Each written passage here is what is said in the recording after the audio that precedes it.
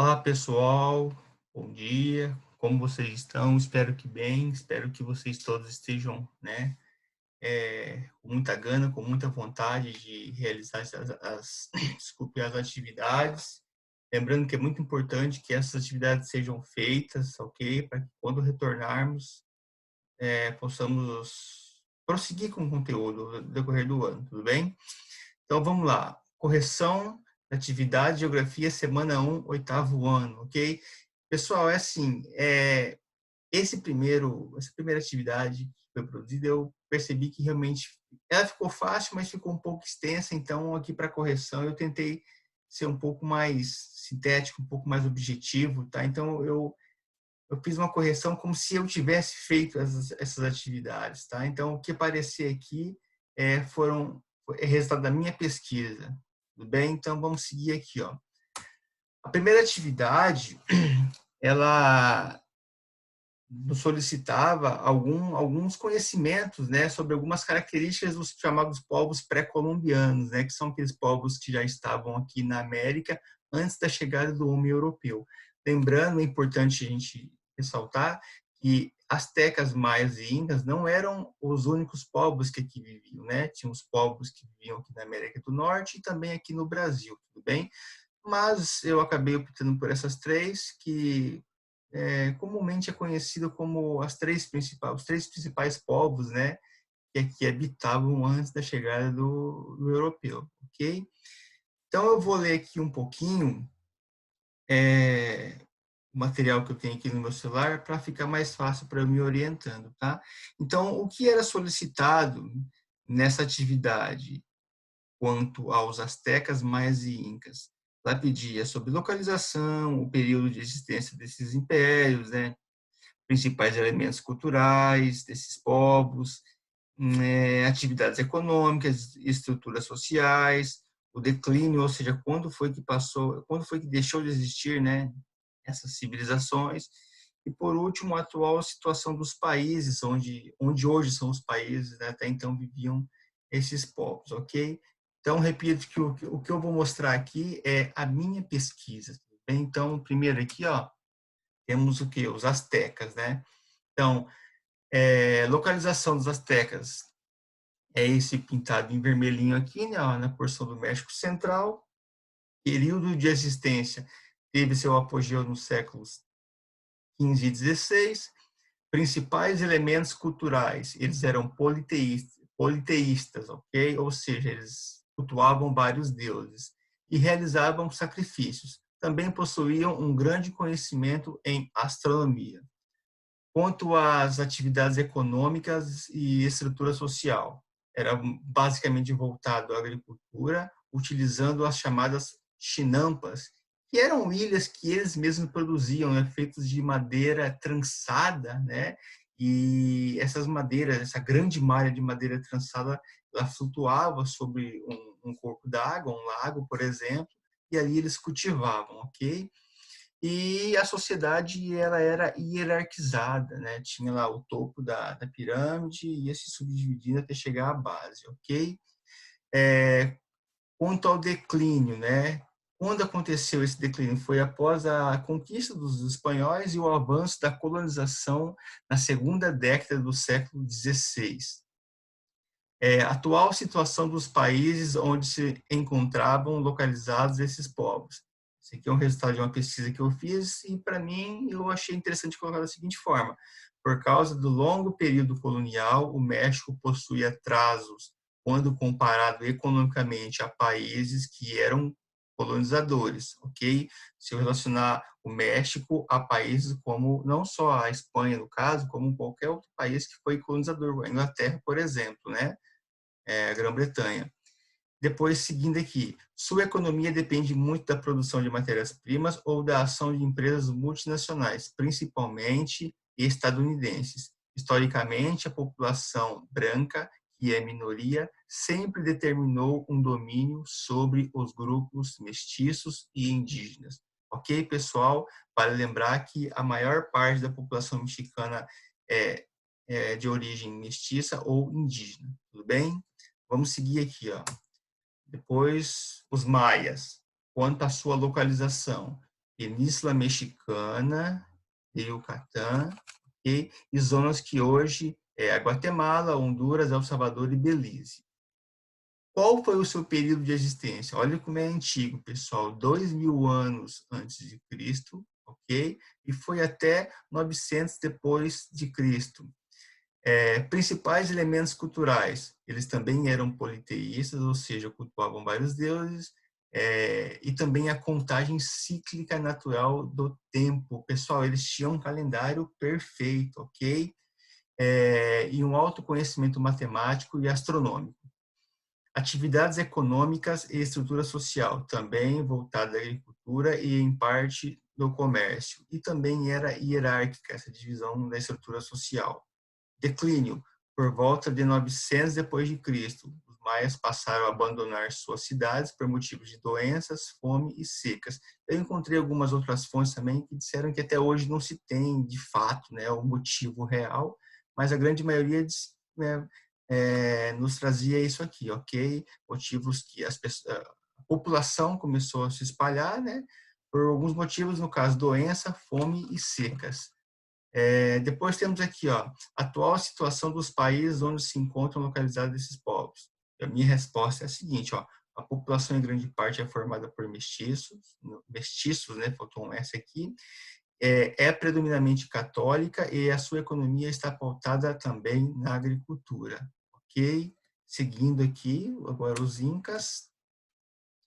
Localização, região dos Andes. Toda essa porção aqui, pessoal, nós temos a cordilheira montanhosa, a cordilheira dos Andes, tudo bem? Atuais, Peru, Bolívia, Colômbia, Chile e Equador. Período de existência, 1.200 anos antes de Cristo, foi até 1532, logo após a chegada dos europeus, né? 3 décadas depois. Principais elementos culturais, também eram politeístas e também tinham os seus sacrifícios humanos, ok?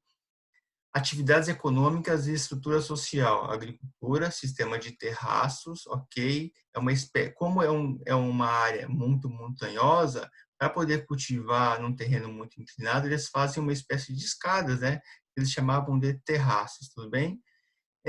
E domesticavam as chamadas lhamas e alpacas, que são animais de origem aqui dessa região. Declínio, né? 1532, quando o exército de Pizarro capturou lá desculpe a expressão lá, mas o rei, né, Atahualpa, não sei se a pronúncia correta é essa, tudo bem? Atual situação dos países onde se encontram localizados esses povos. Possuem como principais atividades econômicas a produção agrícola e extrativista. Faltou um S aqui, um erro ortográfico. O setor industrial é relativamente modesto. E eu coloquei esse aqui porque eu achei muito interessante, pessoal. Ó, né, ó, o Chile tem o melhor índice de desenvolvimento humano, ou seja, IDH da América, não só da América Andina, mas também da América Latina no todo, né, e do Caribe, ok? Então, essa aqui foi a minha pesquisa sobre esses 3 povos, ok? Repito, é só para a gente ter uma base mesmo para vocês seguirem, se orientarem. Depois nós temos uma atividade aí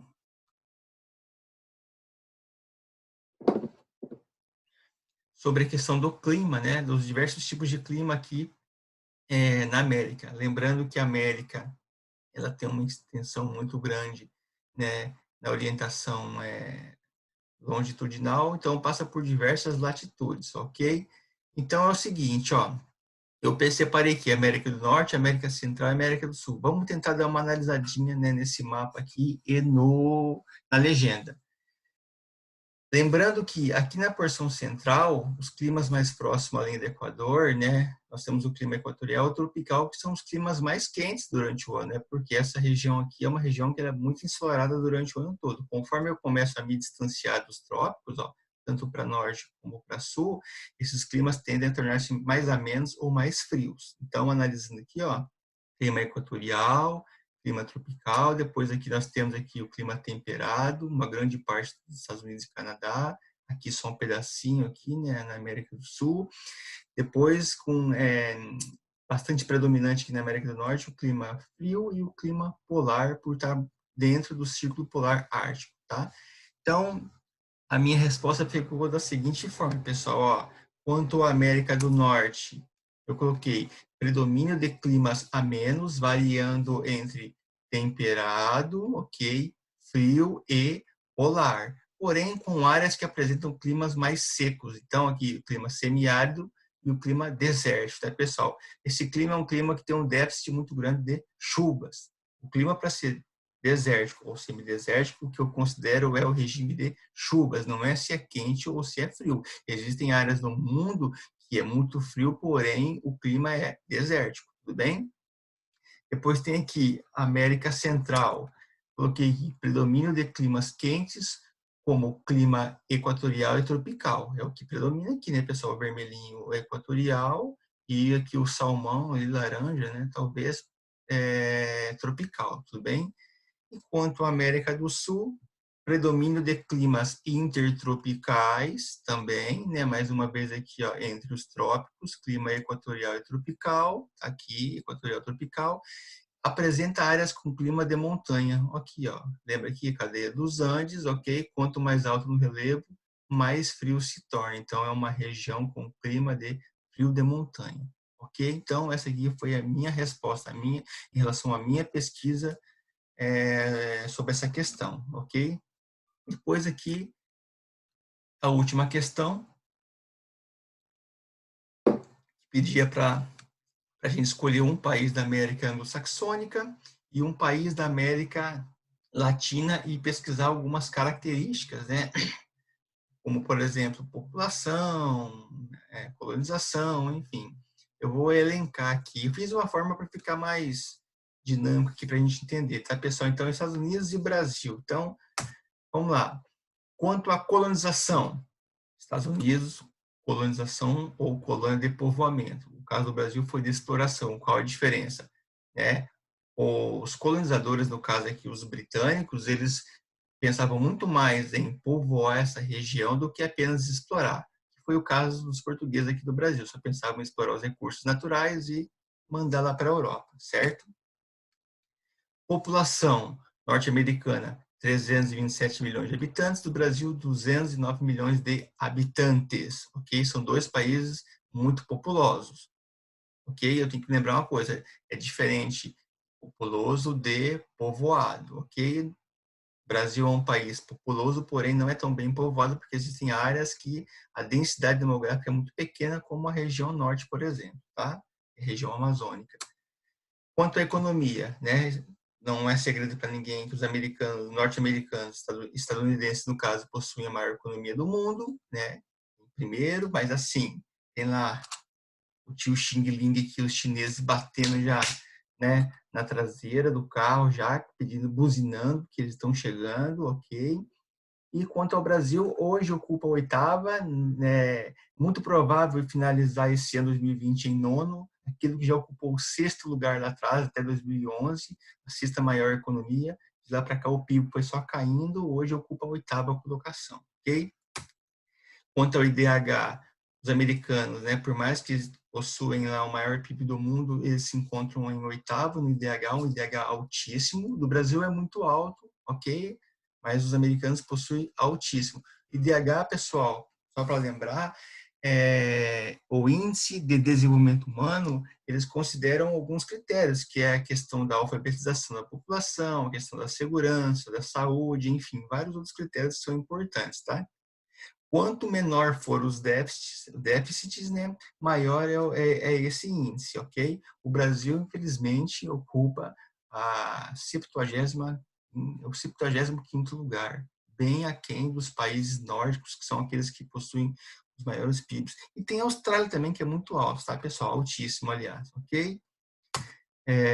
Aqui depois, quanto à rede de transporte, né, eu só coloquei duas imagenzinhas aqui para ilustrar, né, as BR, no Brasil são as BRs, né, aqui são as rodovias federais, nos Estados Unidos, as famosas highways, né, vale lembrar que o transporte rodoviário também é bastante utilizado e os autos, né, os caminhões são muito modernos, assim, né. No Brasil, a gente tem um grande problema, né, por mais que a malha ela se concentra muito aqui, só que as estradas muitas vezes não são de boa qualidade, né, não tem muita boa qualidade, o que dificulta bastante o transporte rodoviário no Brasil, tudo bem? Depois, seguindo aqui, nós temos a malha ferroviária, né? Olhem a diferença que existe aqui entre a malha ferroviária nos Estados Unidos e a malha ferroviária que existe aqui no Brasil. Tá? É quase que infinitamente maior, tá? Os americanos usam muito o transporte ferroviário no transporte de cargas.